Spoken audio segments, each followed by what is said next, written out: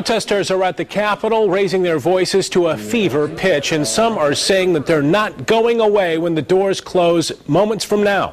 These are the largest protests we've seen in Lansing in years, and we're kicking off team coverage tonight. And we'll start with 24-hour News 8's reporter Tony Tagliavia live at the Capitol. And Tony, I understand the crowds just moved outside moments ago. Are they still planning to storm inside?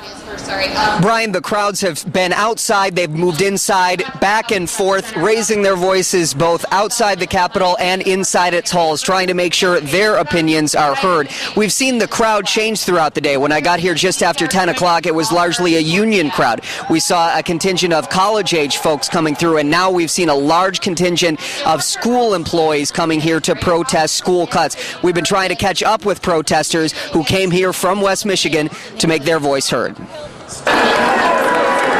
We're here showing the power of the people.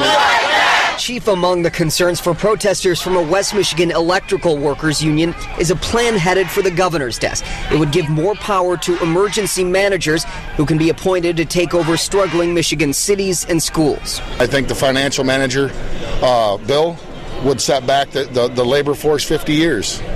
You know, and there's been a lot accomplished in 50 years, a lot of blood and sweat. And they can be taken away just like that. The manager's powers would include being able to void union contracts. Supporters say the plan allows managers to step in early and avoid cities and schools going bankrupt.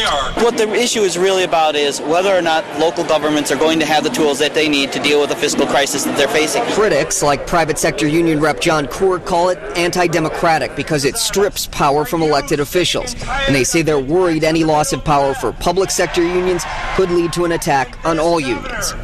Protesters also railed against the governor's plan to tax pensions and his plan to lower the overall tax burden on businesses. Governor Snyder says a simpler, lower business tax is critical to growing jobs. Speakers at the gathering called it all an attack on the middle class. Are you angry about that? Pamela Montgomery from Ferrysburg came concerned about education. Her 6-year-old daughter has autism.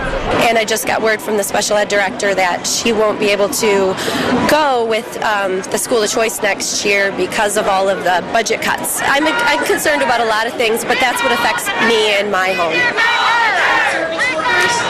One other concern we've heard a lot today is concerns about eliminating the state's earned income tax credit, with people who want to keep it in place saying that it would unfairly hurt low-income people in the state. The question now, despite a record crowd, certainly for this budget year, a record crowd in terms of my experience covering the Capitol off and on for the last 5 years, it is certainly being heard by the lawmakers here in Lansing. The big question is, will it change minds? Live outside the Capitol, Tony Tagliavia, 24-hour News 8.